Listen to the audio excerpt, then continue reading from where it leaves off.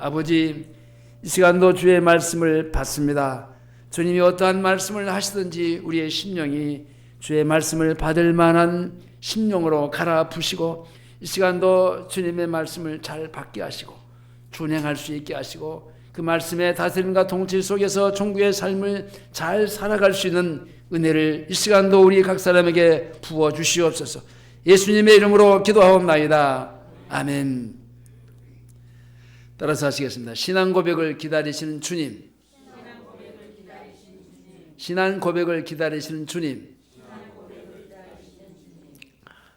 사람이 살아가면서 여러 가지 많은 문제들을 봉착하면서 삽니다. 그러니까 문제는 없는 사람이 없어요. 다 있어요.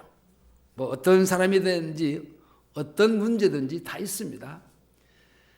문제 없는 가정도 없고 문제 없는 사회나 단체도 없습니다. 이 세상 어디에나 인간이 사는 세상에는 항상 문제가 따라오게 되어 있습니다. 인간관계의 문제, 물질적인 문제, 질병의 문제 등 헤아릴 수 없는 많은 문제들이 존재하는 곳이 바로 이 세상입니다. 하나님이 인간이 범죄함으로 말미암아 마귀에게 내어줘 버리는 이 세상, 그렇게 문제투성일 수밖에 없습니다. 그리고 그와 같은 문제들은 날마다 또 생기고 또 문제를 해결하면 또 터지고 계속해서 나오는데, 인간은 스스로 이것을 풀지 못할 문제들을 안고 살아야만 되는 겁니다. 그래서 그 문제를 해결하고자 사람을 어떤 때는 찾아가서 상담도 합니다. 어떤 때는 내 문제를 해결하기 위해서 병원도 갑니다. 학교도 갑니다.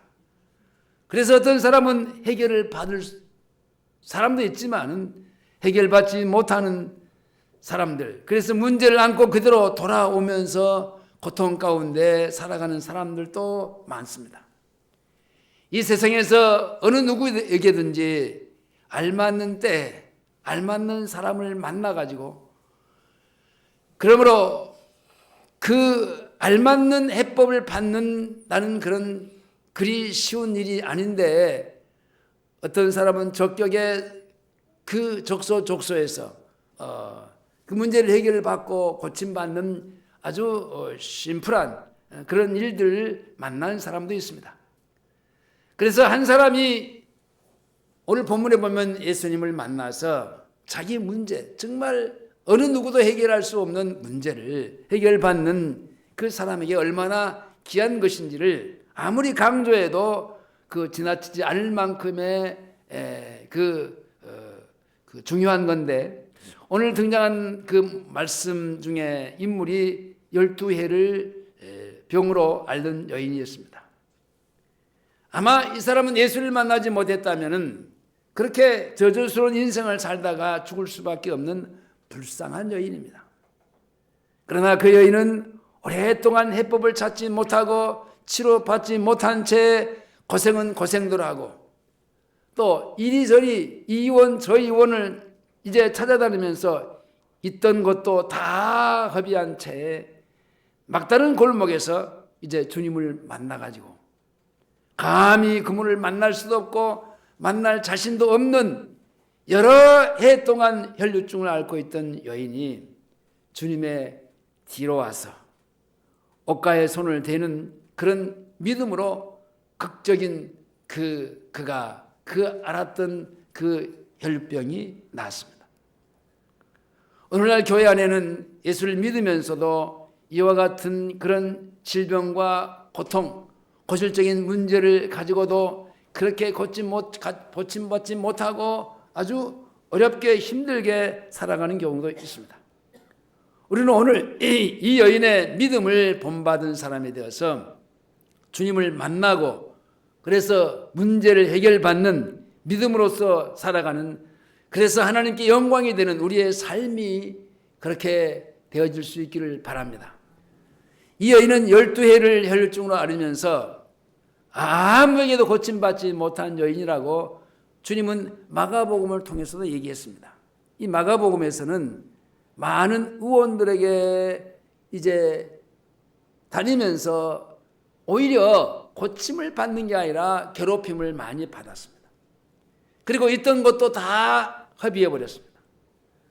아무 효험도 없었고 오히려 병세만 더 악해지고 증세만 더 중해졌습니다. 마가복음 5장 26절에 보면요, 많은 의원에게 많은 괴로움을 받았고 있던 것도 다 허비했을 때 아무 효험이 없고 도리어 더 중하여졌다 그랬습니다. 아니, 고침받고자 해결받고자 갔는데 거기 가서 오히려 문제가 더 심해졌다라는 겁니다. 사실 인간의 모든 문제가 이런 겁니다. 어느 누구도 내 문제를 해결해 줄 사람이 이 세상에는 없어요. 아무에게도 고침을 받지 못하는 것이 죄인된 인간의 우리 모습입니다. 질병만 아닙니다. 인격이면 인격, 그리고 가정이면 가정, 또는 물질이면 물질 등등의 내 힘으로도 안 되고 어떤 사람의 힘으로도 해결받지 못하는 문제를 누구나 다 안고 우리 인생길을 가고 있습니다. 사람에게 도움을 받고 고침을 받으려고 하면은, 그러면 그럴수록 여기 이 혈류병을 앓던 여인처럼 괴로움이 더 증가된다니까요. 그리고 때로는 많은 돈도 허비하면서 산다니까요. 그러나 아무 효험을 얻지 못한 12해를 혈류병으로 앓던 이 여인처럼 우리 주변에도 이런 사람들이 많습니다. 이와 같은 때에 그보다도 더 고통스러운 것은 이 같은 이 병을 또는 이 문제를 고침받지 못한다는 그런 좌절과 절망 가운데 빠지게 되니 얼마나 안타까운 모습입니까? 이렇게 이 여인도 고치지 못하는 병으로 고생을 10년이 넘게 했습니다. 그리고 고칠 수 없다는 좌절과 절망에 빠지고 살았습니다. 백약이 무효였습니다. 이 의원 저 의원을 만나서 상담하고 치료도 받았지만은 그러나 무슨 명의도 어떤 무효였습니다. 고침받을 수가 없었습니다. 그러다가 이 여인이 어느 날 예수님을 찾았습니다. 예수님을 따라왔어요. 예수님은 당시 찾아온 그 해당장 야이로의 간구를 듣고 그의 죽은 그 딸을 살리러 가는 그 중입니다. 그때 이 여인이 예수님을 따라가는 그 무리들 속에 같이 함께 섞여 있습니다. 이 여인이 그 군중 속에 있던 이유는 예수님의 소문을 듣고 뭔가 나도 저 사람에게 가면은 내 이 혈류병이 나을 수 있겠다. 그런 뭔가의 어떤 소망적인 믿음이 어디 마음 한 구석지에서 일어나기 시작했습니다. 마가복음 5장 27절 이하에 보면은 그렇게 말합니다. 예수님의 소문을 듣고 무리 가운데 섞여 뒤로 와서 그의 옷에 손을 대니 이는 내가 그의 옷에만 손을 대어도 구원을 얻으리라. 아니, 예수님이 나에게 뭐 안수를 한다든지 네가 고침을 받아라, 그 모든 질병아 떠나가거라, 그런 게 아니고 그냥 이 여인은요 가만히 가서 그 예수님의 옷자락을 손만 대도 자기가 고침받을 수 있겠다는 그런 믿음입니다. 이 여인은 오늘 우리들과 같이 예배당에 앉아서 말씀을 들어본 적이 없어요. 그는 예수를 소문으로만 듣고 믿음이 생긴 겁니다. 오늘날 교회 안에 많은 무리들이 있지만은 그때 예수님을 따르던 무리들과 같이 문제 하나 해결받지 못하고 마치 구경꾼처럼 교회 생활을 그냥 왔다 갔다 하는 그런 식의 종교인의 삶을 살아가는 적이 많습니다. 말로만 신앙생활이지 사소한 문제 하나도 해결하지 못하는, 그리고 그날에 주님을 따랐던 많은 사람들처럼 무리 속에 섞어서 마냥 따라가만 그러면 되는 줄 알고 그렇게 따라만 가는 사람들이 있습니다. 예수를 믿으면서도 인격이 전혀 고쳐지지 않아요. 예수를 믿으면서도 자신의 문제 하나 해결받지 못해요. 예수를 믿으면서도 자신 가정의 문제도 해결받지 못해요. 예수를 믿으면서도 우울하게 살 수밖에 없는 사람들. 그러나 이 여인은 예수님을 만난 적도 없었어요. 이 유출병 환자는 사람들을 가까이 할 수 없었기 때문에 이 여인은요, 해당에 들어가서 오늘 우리들처럼 말씀을 받고 들을 수 없었어요. 구약성경 레위기 15장 2절에 보면요, 이스라엘 자손에게 고하여 이르라. 누구든지 몸에 유출병이 있으면 그 유출병으로 인해서 부정한 자라. 민수기에 보면 유출병 환자는요, 마치 문둥병 환자처럼 취급했습니다. 그러니까 이 문둥병이나 유출병 환자는요, 부정케 된 자니까 지인 밖으로, 이스라엘 밖에서 살아야만 되는 겁니다. 그러니까 이제 이스라엘 진안으로 못 들어와요. 그러므로 정상적인 사회생활을 할 수 없는 사람이기 때문에 해당에서 다른 사람들과 같이 함께 말씀을 듣거나 말씀을 받거나, 이건 불가능한, 하나님 앞에서나 사람 앞에서 부정한 사람이었습니다. 이 여인은 참으로 어떻게 보면 불쌍한 사람이에요. 자기 형제가 있지만 형제와 같이 살 수 없습니다. 부모가 있지만 같이 살 수도 없어요. 진 밖에서 그냥 외롭게 자기의 그 질병을 안고 살아야만 되는 아주 슬픈 여인이었습니다. 그러나 그는 믿음에 관해서는 어떤 사람보다도 나은 사람이었어요. 그는 소문을 듣고도 예수가 다윗의 자손임을 믿었어요. 소문으로만 들었어요. 그가 이 땅에 왔다는데, 그가 각 촌에 들어다니면서 많은 이적과 기적을 베푼다는데, 그가 누구냐? 다윗의 후손, 그가 예언했던 그 메시아라는 사실을 서서히 자기 마음속에 믿어 오기 시작한 겁니다. 이 세상에서 죄인의 구주로 오신 하나님의 아들이라는 사실을 믿어지기 시작합니다. 그래서 그는 몰래 사람들에게 자기 정체를 가리우고 몰래 사람들, 그 무리들 속에 끼어서 예수님 앞에 가까이 가고자 한 겁니다. 그러기에는 그는요, 당당하게 예수님 앞에 나설 수가 없어요. 그렇지만 예수님의 얼굴을 대면하는 것도 자신이 없어요. 그래서 가만히, 그것도 뒤로 가서 주님의 옷에 손을 대기만 해도 주님의 능력이 많으신 하나님의 아들이시기 때문에 자기의 병이 나을 것을 믿는 믿음으로 무리들과 함께 그 속에 끼어서 몰래 주님 앞에 다가가는 겁니다. 그리고 억센 사람들 속에서 이리 밀리고 저리 밀리면서 자칫하면 힘이 없어서 사람들에게 밀려서 넘어지면은 군중들 속에 깔려서 죽을 그런 위험도 있습니다. 안간 힘을 다해서 주님을 가까이 하라고 아주 애를 씁니다. 닿을 듯한, 그러면서도 닿지 못하고, 어떻게 하다가 닿을 것 같은데 하다가 옷자락이 손에 닿습니다.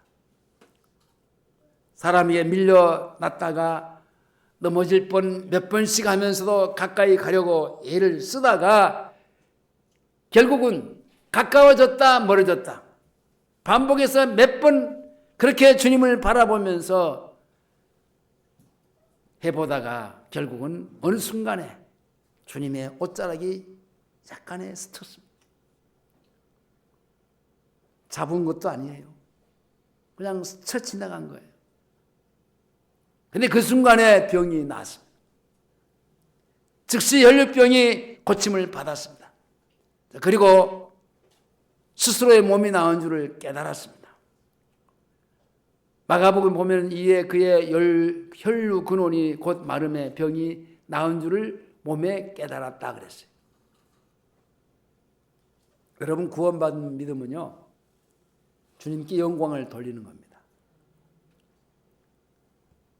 영원히 구원받은 믿음은요, 주님께 반드시 영광을 돌리게 돼 있어요.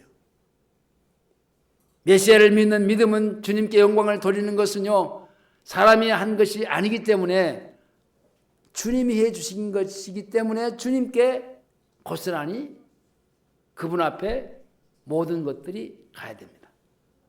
주님은 곧 자기의 몸에서 능력이 나간 줄을 아시고 가시던 발걸음을 멈췄습니다. 그리고 누가 당신의 몸을 대었느냐고 질문합니다. 제자들은 생각하기에 이것은 얼토당토 않는 질문이었습니다. 아니, 이 많은 무리들이 밀고 이제 밀치고 하다가 예수님도 밀고 그런 일들이 지금 벌어지고 있는데 자기 몸에 누가 손을 댔다라는 겁니다. 그래서 베드로가 말합니다. 주여, 무리가 지금 옹이 하나 있다. 아니, 무리가 지금 꽉 차고 주님을 밀착해 가지고 밀고 밀리고 하면서, 아니, 누가 만지고 싶어서 만지는 것도 아니고 그냥 그렇게 무리들의 그 옹이 속에서 이제 그 주님을 따라가다 보니까 그럴 수밖에 없다라는 얘기를 하는 겁니다. 근데 오늘 본문 갑니다. 45절에 주님이 말합니다. 45절 예수께서 가라사대 45절 시작.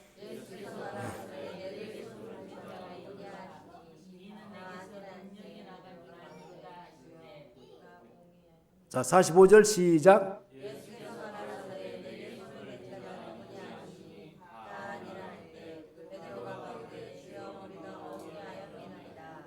자, 주님은 아랑곳하지 않으시고 말씀하시기를, 아니, 당신에게서 능력이 나갔다고 하시면서 이는 내게 손을 댄 자가 있다라고 말합니다. 그러면서 46절에 시작.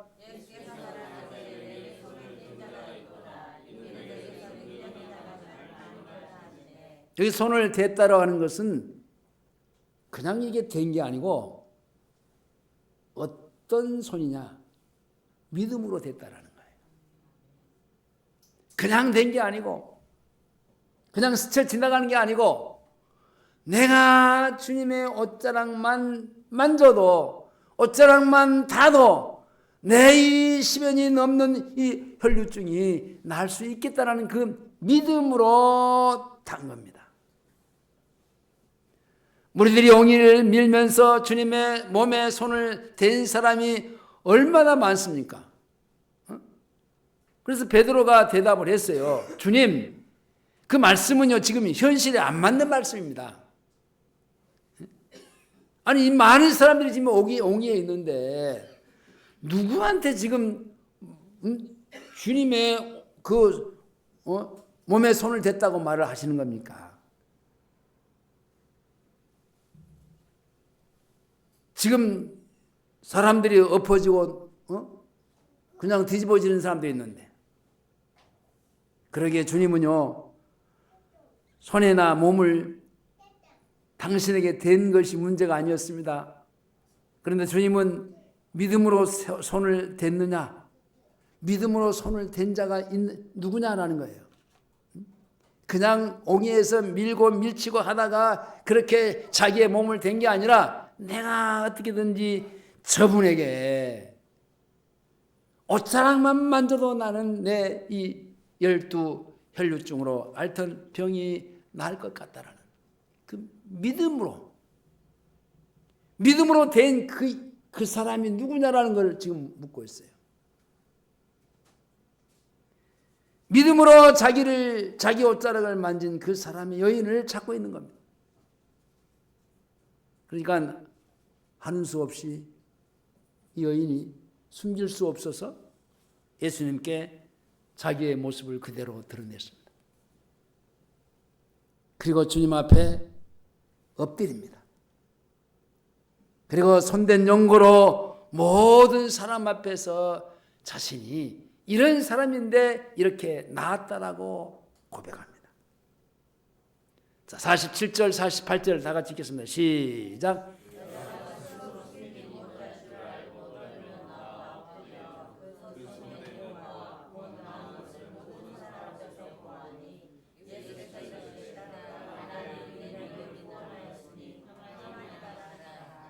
여자가 스스로 숨기지 못할 줄을 알고, 이 사람은 숨기려고 했어요.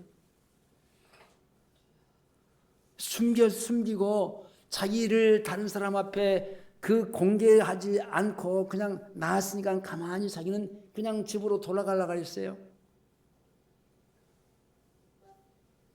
근데 주님이 나에게 믿음의 손으로 나를 만진 자가 누구냐?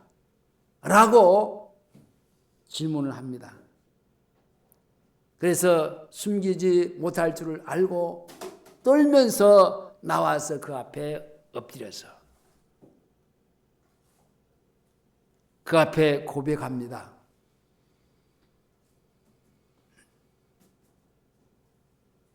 그 손을 댄 용고로 곧 나은 것을 모든 사람에게 고했다. 내가 저 멀리서부터 사람들에게 소문을 듣는데 메시아가 왔는데 그 메시아는 예수 그리스도, 그가 이 땅에 와서 많은 죽은 사람도 살리고 각양각성의 병자들도 고치고, 그러니 나도 그분 앞에 가면은 12해로 내가 그 힘들게 이 의원 저 의원을 찾아다니면서 상담도 받고 치료도 받고 있는 것도 다 협의까지 하면서 어떻게든지 치료해 보려고 했지만은 치료받지 못했지만은, 그러나 예수님의 소문을 듣고 당신한테만 가면은 내가 나을 수 있을 것이라는 그런 믿음으로 주님 앞에 와서 주님을 옷자락을 스쳤다고 말합니다. 주님이 말씀합니다. 딸아, 내 믿음이 너를 구원하였다 그랬어요. 믿음입니다. 믿음. 많은 사람들은 밀고 밀치다가 주님을 만지기도 하고 부딪히기도 하고 그랬지만은 아무런 역사도 없었고 아무런 무슨 기적이 일어나지 않았지만 이 여인은요, 가만히 그것도 뒤에서 스쳤다고 그랬어요. 믿음으로. 구원받은 믿음은요, 여러분 고백하는 믿음이에요. 이 여인은 잘못하다가 큰일 날 뻔했어.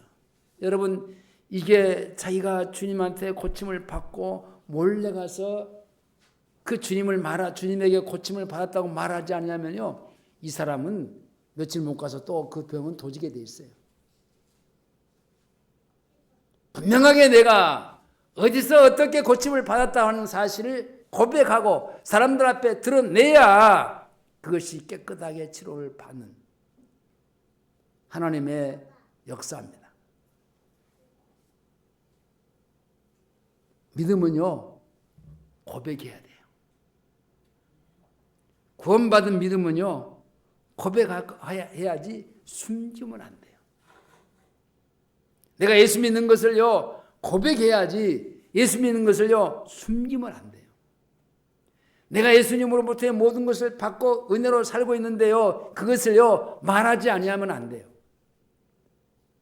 말해야 돼요. 이것도 주님이 주신 겁니다. 이것도 저것도 주님이 이렇게 내게 해 주신 겁니다. 라고 말을 해야 돼요. 마치 주님이 줬는데도 불구하고 자기가 애써서 수고해서 얻은 것처럼, 그러니까 자기 것이라고 생각을 합니다. 그것은 믿음이 아니에요. 이 12해로 이제 12해를 그 혈류증으로 앓던 이 여인은요, 분명한 신앙 고백이 있었어요. 우리에게도 절대적인 신앙 고백이 있어야 됩니다. 내가 어떤 사람이라는 것을 어떤 사람 앞에서든지 말할 수 있어야 돼요. 자신이 지금은 예수를 만민 앞에, 그 많은 사람들 앞에 내가 이런 사람이었습니다. 그게 뭡니까?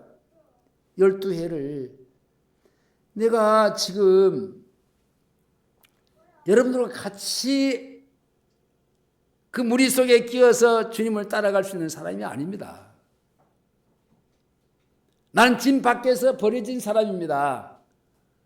그러나 거기서 언제까지 있을 수 없어서 내가 주님의 소문을 듣고 어떻게든지 그 주님을 만나서 자기의 문제를 해결하고자 싶어하는 간절함이 있었기에, 아니 그 자신의 문제를 주님 앞에 가기만 하면은 해결할 수 있겠다라는 그런 믿음이 생기기에 내가 그것도 뒤에서 살짝 스쳐진 겁니다. 근데 나았습니다. 이 병원 저 병원 다녔지만은 그러나 내 증상은 더 중해졌지. 나는 것이 하나도 없었고 있는 재산도 다 병원비로 다 털어버렸습니다. 자, 이거 어떤 사람이라는 것을 분명히 얘기해야 돼요. 나은 이 모습의 이대로를 말하면 안 돼요. 낳기 이전에 자기가 어떤 사람이었다는 것을 말할 수 있어야 돼요.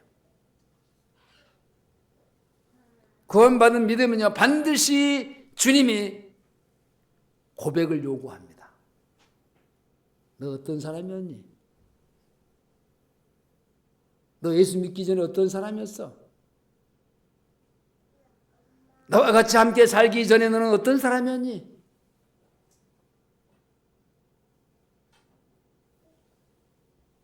자신의 죄인된 이방인의 삶을 확실하고 분명하게, 아담이 범죄함으로 타락한 이후에 우리의 인간은요, 망가질 대로 망가진 사람이었습니다. 하나님 앞에 버려진 사람이고 저주받는 인생이었어요. 그런 자신의 인생을 주님 앞에 고백할 줄 알아야 돼요. 왜냐하면 그가 행하신 일을 만민에게 알게 하시기 위해서 그렇습니다. 로마서 10장 9절에 내가 만일 내 입으로 예수를 주로 시인하면 또 하나님께서 그를 죽은 자 가운데서 살리신 것을 내가 믿으면 구원을 얻으리니, 사람이 마음으로 믿어 의에 이르고 입으로 시인하여 구원에 이르느니라. 이 여자는 믿음의 그 믿음이 마음으로 믿었습니다. 그리고 입으로 시은했습니다. 그래서 주님은 이 여인에게 내 믿음이 너를 구원하였다라고 말씀합니다. 여러분, 병 고친 것만이 아니라 이 여자는요, 병 고치는 어떤 그 목적을 가지고 주님 앞에 왔지만요, 주님은요, 그 영혼을 불쌍히 여긴 거예요. 그 영혼을 생각하신 거예요. 우리의 영혼을 죄에서 구원하시는 하나님의 구원은 입으로 시인해야만이 놀라운 일이 생기는 겁니다. 이 여인은 병만 고치는 것이 아니었다니까요.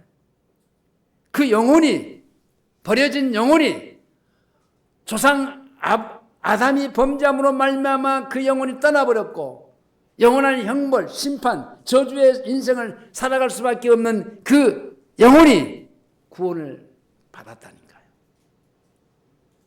그러므로 주님은 그녀에게 신앙 고백을 요구하시는 거예요.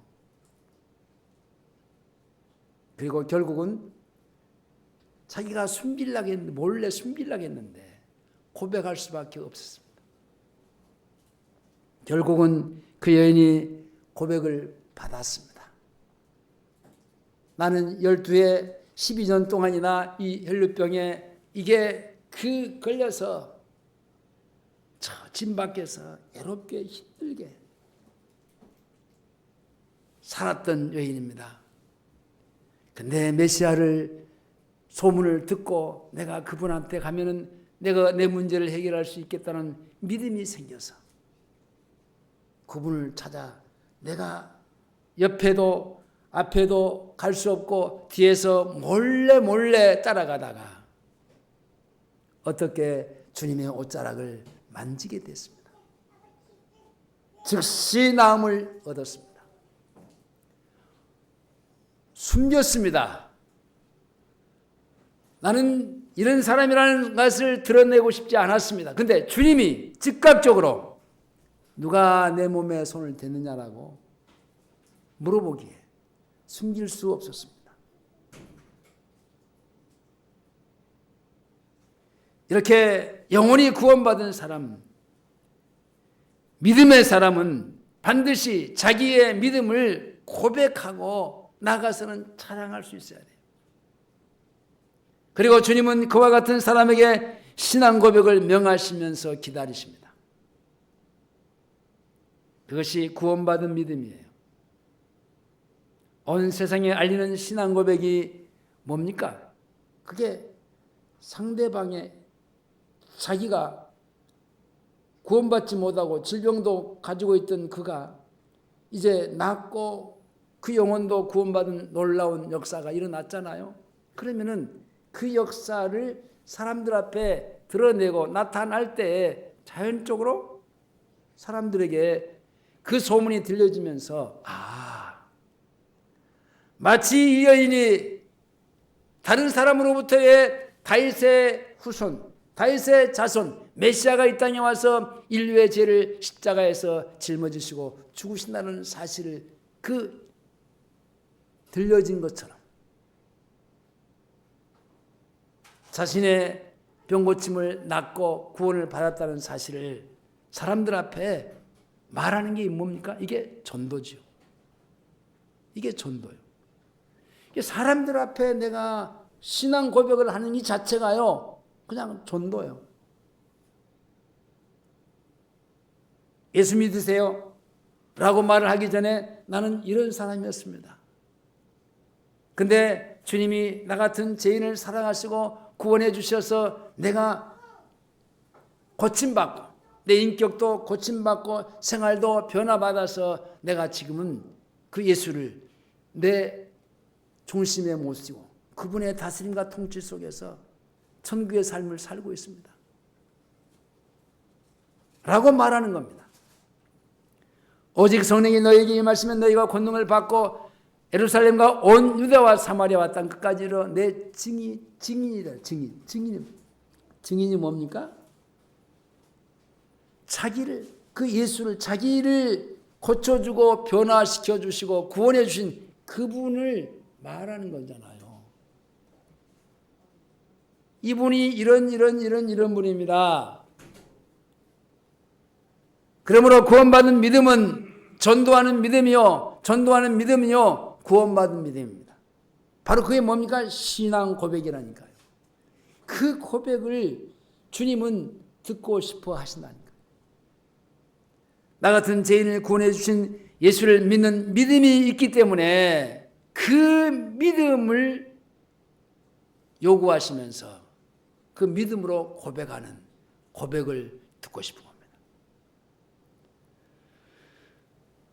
마가복음 16장 15절에서 또 가라사대 너희는 온 천하에 다니면서 만민에게 모든 사람에게 이 복음, 네가 받은 복음, 네가 지금 좀 전에 내 옷자락에 손끝을 대면서 네가 나음을 입고 그가 영원한 생명, 영생을 얻은 것처럼 모든 사람 앞에 말하라는 거예요. 말씀을 맺겠습니다.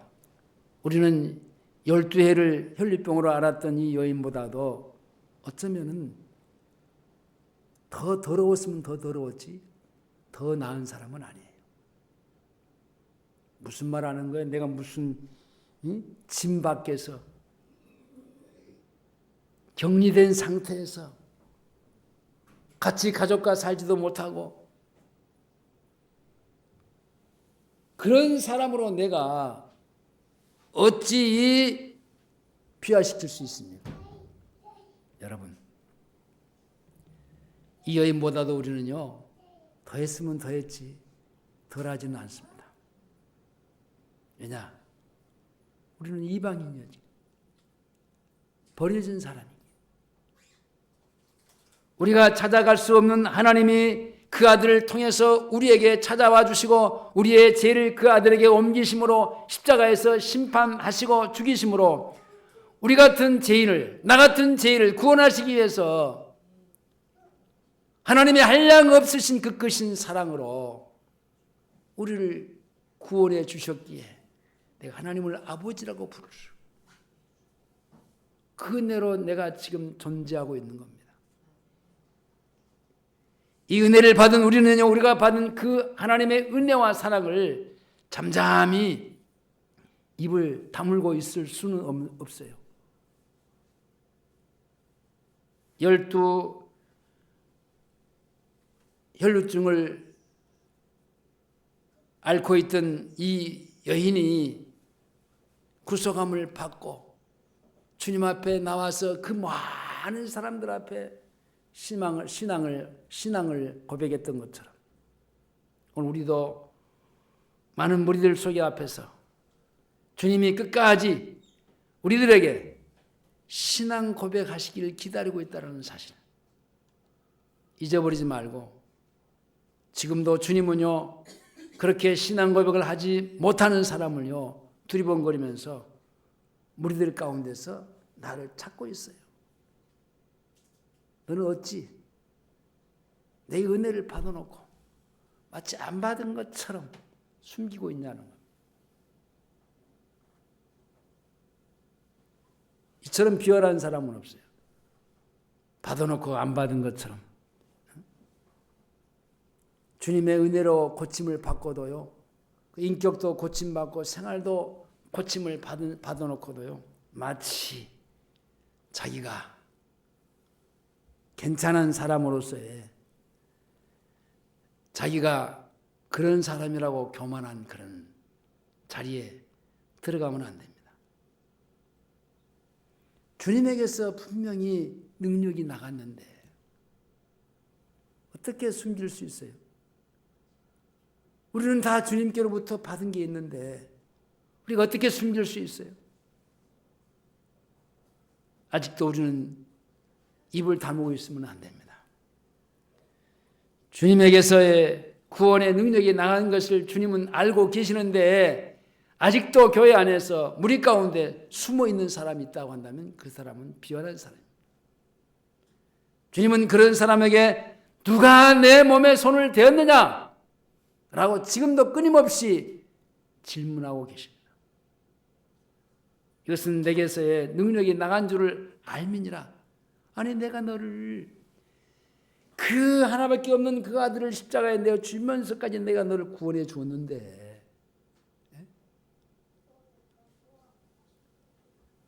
누가 내 몸에서 손을 댔느냐고 물어봐도 대답지 않는 사람이 있다 한다면 이 여인은요 더 이상 숨길 수 없으니까 하는 수 없이 내라 자기라고 말하잖아요. 주님도 우리에게 말합니다. 더 이상 숨기지 말라고. 그리고 사람들 앞에 나아가라고. 그리고 그 여인자같이 내게 있던 일을 주님이 내게 하신 모든 일들을 상소하게 고하고, 그리고 그렇게 주님이 듣고 싶어하는 그 신앙 고백으로 살라라고 우리에게 지금도 요구하고 있다는 사실을 잊어버리지 말고 주님의 받은 바 은혜를 감사하면서 감격하면서 교만하지 말고 겸손하게 십자가 밑에서 무릎을 꿇기를 주의 이름으로 축원합니다. 기도하시겠습니다. 아버지, 교만하지 않게 하시옵소서. 다 주님께로부터 왔습니다. 내가 가지고 온 것은 하나도 없습니다. 빈손으로 왔고 내가 애써서 수고해서 만일 그것이 지금 내게 있다고 하면은 주님이 주신 건강이요, 주님이 주신 좋은 환경 속에서 내가 살았기에 주님이 이것도 주님의 은혜인 걸 알고 감사하게 하시옵소서. 내 모든 것들이 다 주님께로부터 왔습니다. 그 주님 앞에 감사하면서 이 여인처럼 숨기지 않고 드러낼 수 있도록 그런 분명한 신앙 고백으로 살아갈 수 있도록 우리 모두에게 은혜 주시옵소서. 예수님의 이름으로 기도하옵나이다. 아멘.